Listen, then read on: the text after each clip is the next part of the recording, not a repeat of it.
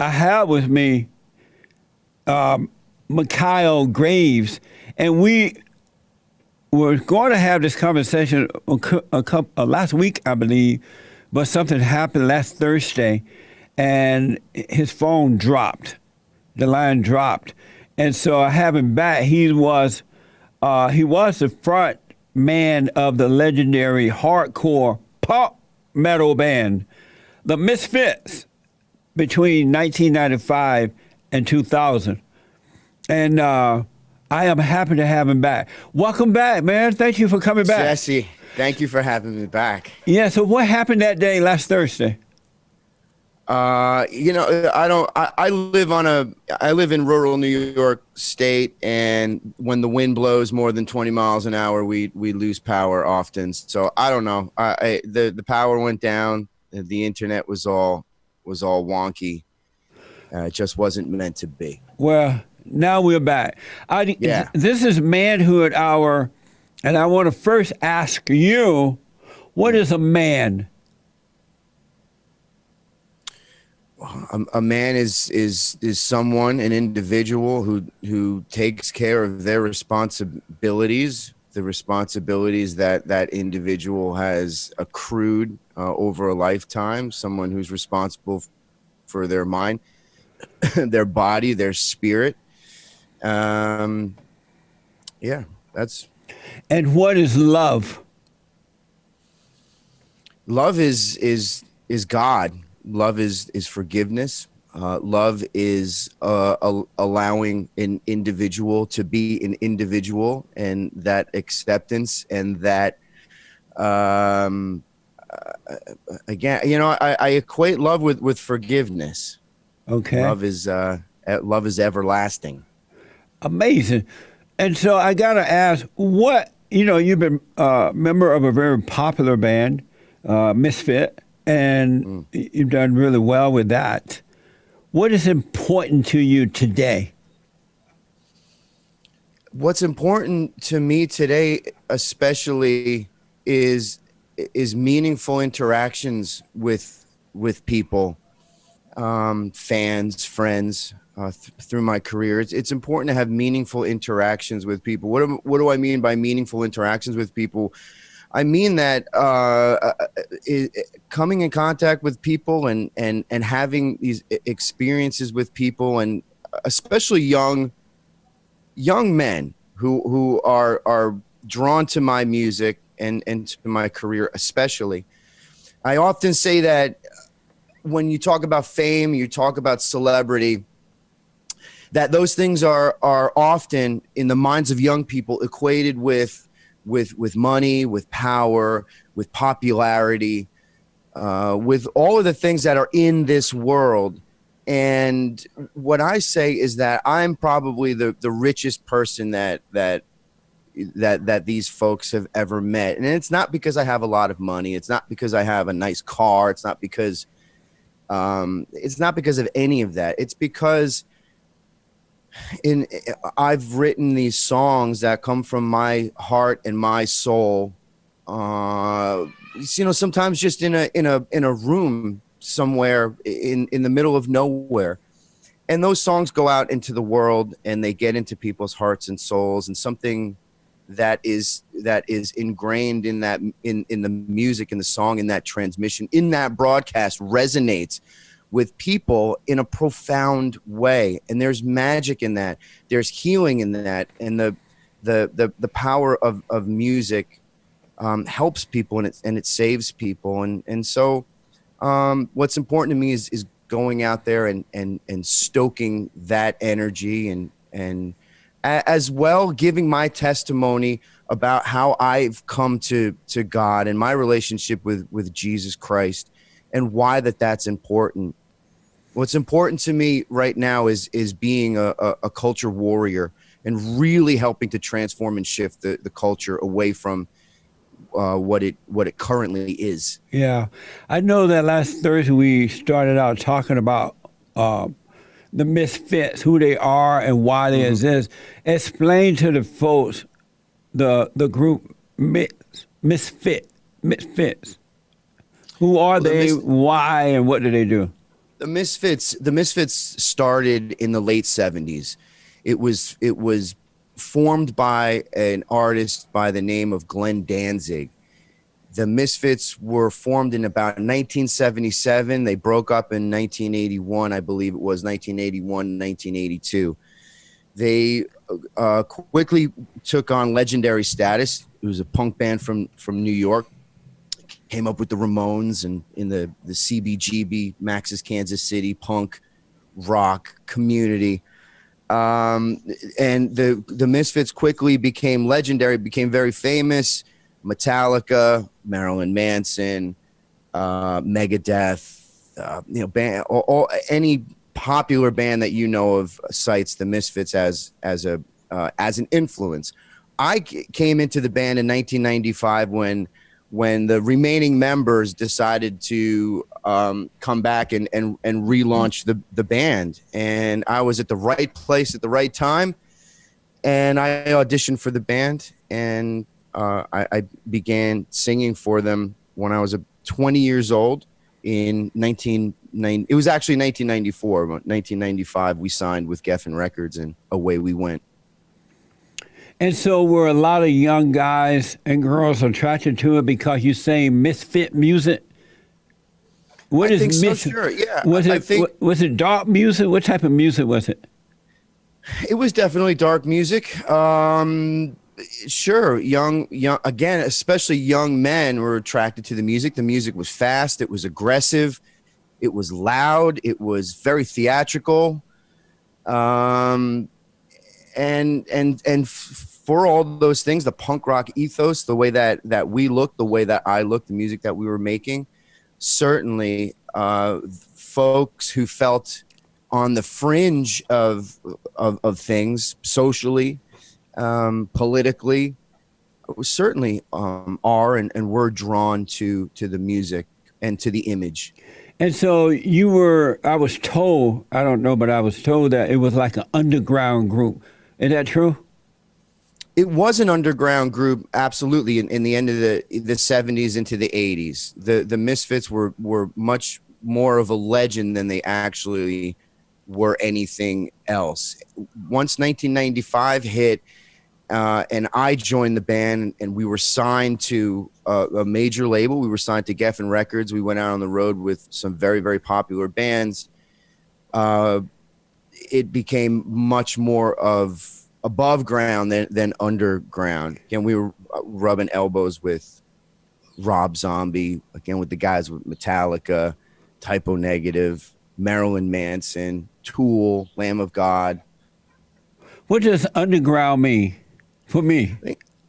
I think underground means not in the mainstream. So the mainstream music, magazines, MTV, any of the mainstream channels that are pumping out music or culture is not underground. Underground would be, playing the 200, 300 person club circuit in America.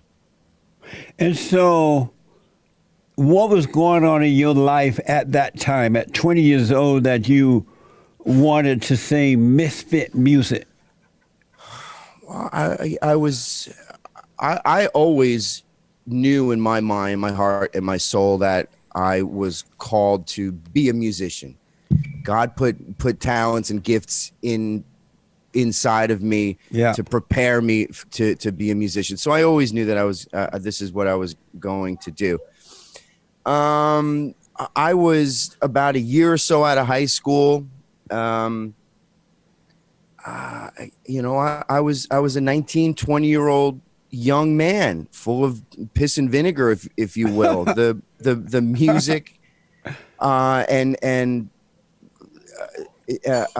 attracted me, especially because of all the things that I explained before, the aggressiveness, the look. I was a theater kid, so the makeup and the dress up part of it was very appealing. My personally, my mom and dad were were getting divorced when I first was in the band.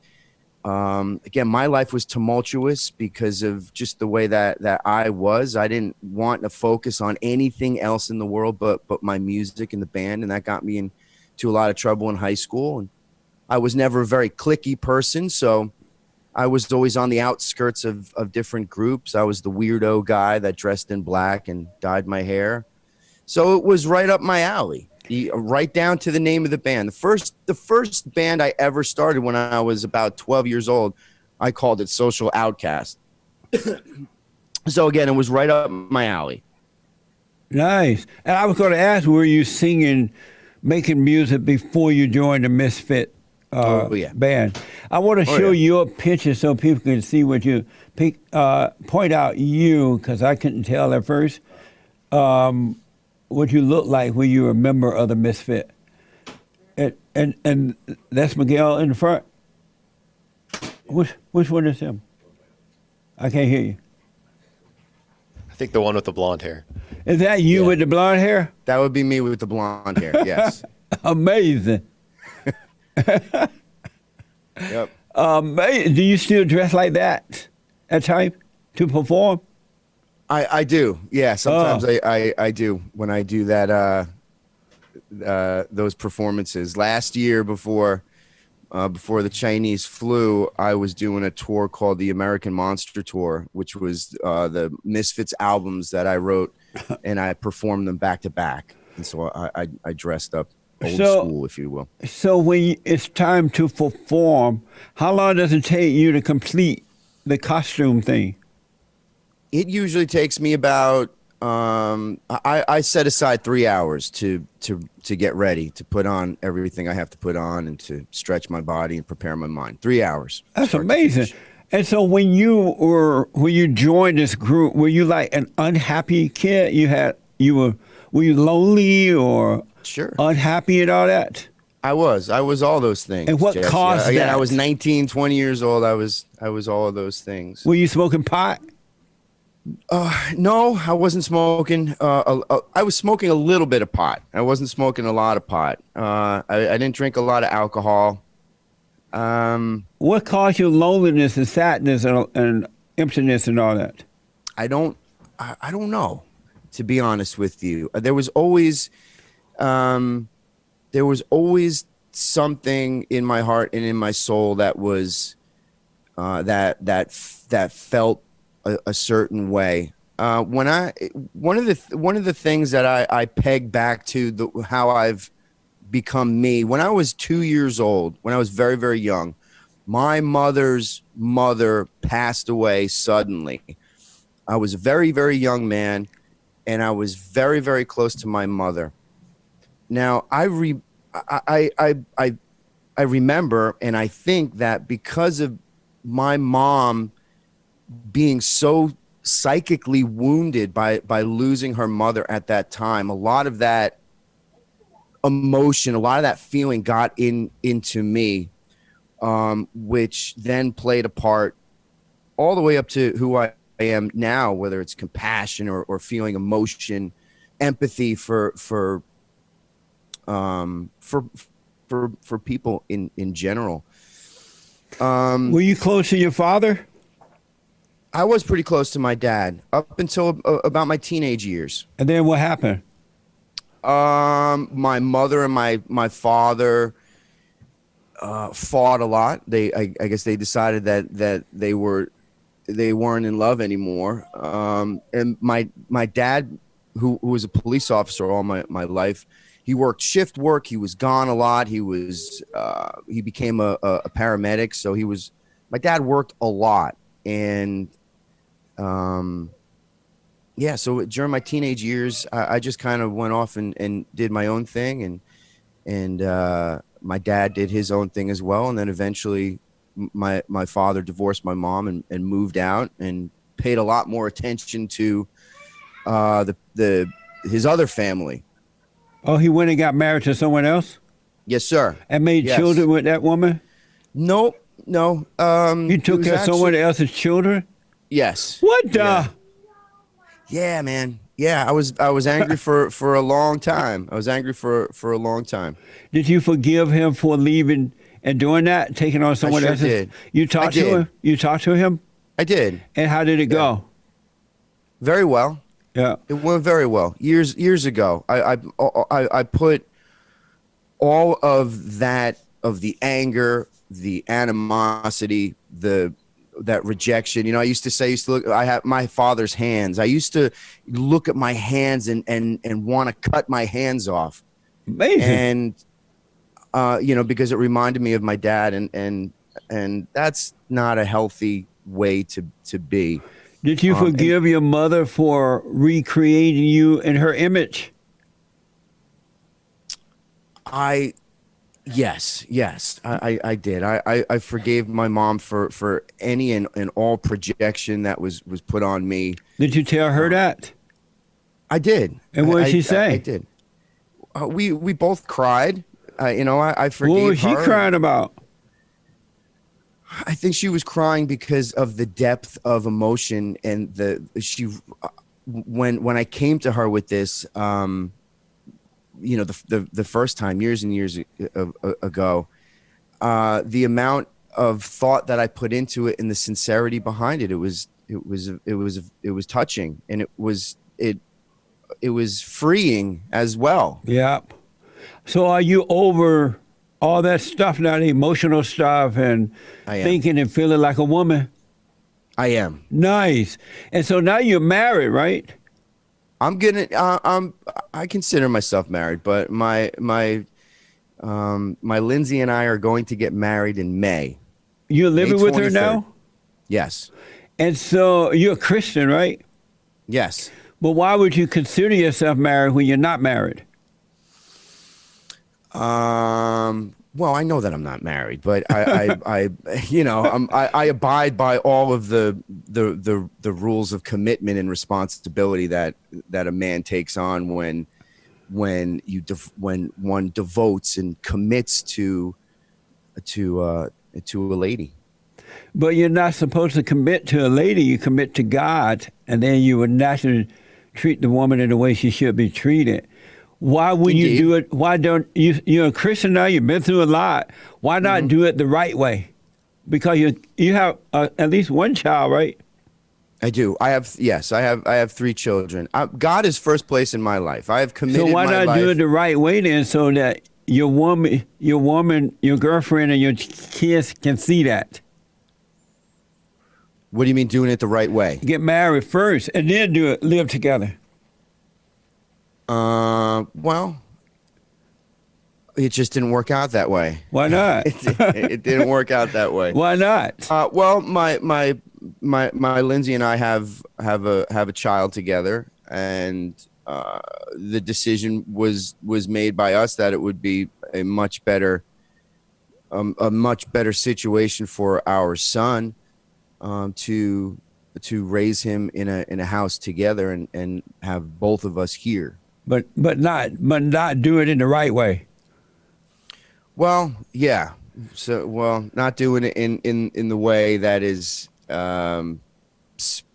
spelled out, I guess, in scripture. The way God wants you to do it, right? That's right. So listen, your girlfriend already had kids, No, and so you say you have a child. So all her kids are yours. I have 2 children from my prior marriage. Oh, I see. Amazing. Yes, sir. And how old are they?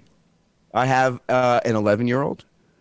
I have a soon-to-be 9-year-old, both girls, and my son is 3. And so your daughters, do they live with you or their mother? They live with their mother. Oh, I see. That's Most of the amazing, man. So I want to know, I know that recently you have been getting criticism for expressing support for conservative views. What is it like being white? You are an American. The country was founded and built by white men, and they made a mistake of letting other folks come in. And now that the other folks are in this country, whether they're born in this country or not, the colors, and they're attacking you, calling you white supremacists and racist, and knocking out white people, want to take your stuff away from you, blaming you for their failure in life. What is that like for you? Man, I was raised to be colorblind. So it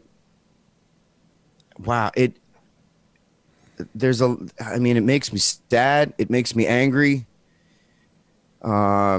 It makes me fearful. The spirit that has taken over, and this spirit that is part of all of those things that you just described, and the hatred that's ingrained in it is disturbing. It's hard to describe. I don't have hate in my heart, and I've been able to travel all over the world. I've been to just about every place you can go. I've seen the outcome of movements and things that were born out of hate. Last year, I spent time in and got to visit Auschwitz and Birkenau, and again, the spirit of a place like that, when all of this collective hate is unleashed into this world and onto humanity, is almost too much to take, to bear. It's incredible. And so when I see that same sort of thing happening, those same gears being pulled, the same ingredients to stoke what's being stoked, used in this country, it's alarming. It's saddening. It makes me angry, especially because, I have young children. Yeah. I've lived a really great life, Jesse. I'm 45. I'll be 46 years old. It's not necessarily just about me and my life. It's about my children and the world that they're going to inherit. I think it's evil what's happening to white people around the world. They create the greatest country in the world, and they invite other people to come and be a part of that. And these people, rather than having appreciation and giving back and making it better, they want to destroy it. They want to blame white people for it. They want to turn white folks' country into the S-hole countries that they left. It is shocking. That's true. It's shocking to see that. But what's more shocking to me is that white people are afraid to stand up for themselves. They're afraid of being called racist. And I don't know how they expect things to get better when your enemy can see that you have fear. Again, part of what I am doing and I continue to do and is to live my life the best I can, to be an example to especially young men and artists, again, because it's a culture thing. This problem that we have, this white guilt and all of the militancy that's out on the streets was born, a lot of it, and fostered through music and through art and through culture, especially punk rock music and heavy music. The community, the industry that I've been part of, that I've been railing against and saying that it needs to stop, or you're going to have bloodshed in the streets, which we have. Yeah. You have to put away that fear, the fear of being attacked, the fear of being called a name, the fear of having things taken from you. Yeah. At the end of the day, and that's why it's so important to have God in your life and to have a relationship with Jesus, because we are in this world, we are not of it. And when you disconnect from all of those things, money and fame and what this person's going to think about me, and am I cool? Or when you disconnect from all of those things and you get closer to God, that discernment creeps into your heart and your soul, and all of a sudden you can see the world differently. and like the young men in the lion's den, if the lions are going to eat me, then that's fine. But but you have to be strong. You have to stand on your own 2 feet. Absolutely. You have to stand up for what's right. You without fear. I believe on YouTube, on your show, I think, you were called a white supremacist for comparing the hate for white people to what the Jews went through during World War II. Is that true? They did that to you? That's 100% true, yes. And why? Why would they do that? Because they're ignorant, and they don't, the people that were charging me with that have no understanding of history. What I was saying was that when you demonize a certain group of people and you take away their humanity, so that individuals or groups of individuals look at those people not as humans, as objects, it's much easier to destroy those people. Exactly the way that the Jews were demonized, exactly the way that when you go to boot camp, that's how you maximize soldiers humans killing other people, is when you take that humanity away from those people and just objectify them and demonize them. You were in the Marines at one time, right? I joined the Marine Corps Reserves. Yes. Amazing. Hold on 1 minute. Let me take a quick break.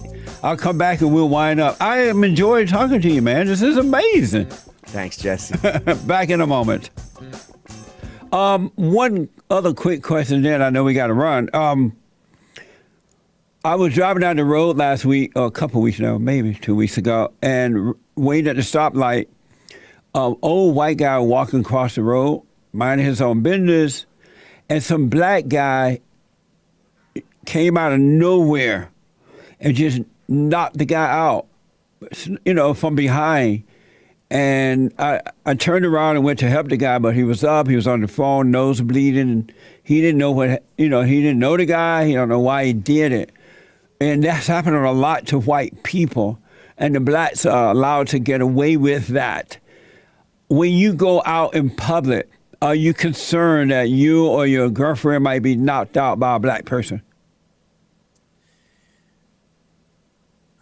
No, because where I live, I live in rural New York State. So when myself or my family, when we go out around here,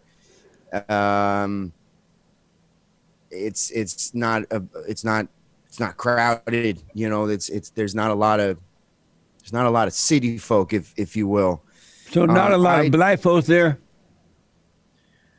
Well, yeah, there's not. There's Keep it that way. There's mostly old white people. Keep it that way. Where I live, I'm about 50. I'm about south of Albany, New York. I would not walk around the mall, or I wouldn't walk around Albany with my family. Are you surprised that black Yes. people have sank that low, that they have so much hatred in their heart that they would do that to another human being?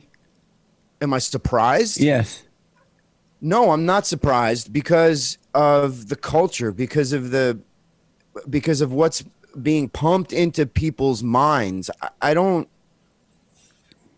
can't just bring myself to say that, all these people are bad, because there's a lot of white people that are doing just as much harm. Are there white people going around knocking out black people? No, there's not. I'm saying that there. He froze. What the amazing discussion, Michale. I really, really enjoyed it, man. We got to do it again. His thing froze, so we got to move on, but I really enjoyed talking to him, all right? Amazing. And don't forget to like, follow, tweet, subscribe, and share the Jesse Lee Peterson radio show, folks. We really appreciate it. We are at war. It is a spiritual battle for the soul of America. And it's going to take all of us to do it.